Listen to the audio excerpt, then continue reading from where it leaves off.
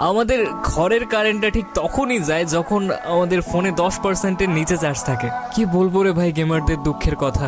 আমাদের আত্মীয়গুলাও ঠিক সেই টাইমে কল করে যখন আমরা ম্যাচের শেষ ফাইটের সম্মুখীন। কেমন আছিস, কি খাইছিস, কি রান্না হয়েছে, এই সকল ইন্টারভিউ এই গোটা ম্যাচটা পেরিয়ে যায়। শুধুমাত্র আমার গেমার ভাইরাই বুঝতে পারবে যে কেমন লাগে যখন সারা দিন কাজকর্ম করার পর শুধুমাত্র 2 মিনিটের জন্য গেম খেলতে বসি। আর সেই টাইমে গোটা পরিবারের যত রাজ্যের কাজের কথা মনে পড়ে যায়। ঘরের এক কোণে প্যাক করে সমস্ত কাজ সেরে আসার পরও এন্ড অফ দ্য ডে শুনতে হয় সারাদিন তো খালি গেমই খেলিস।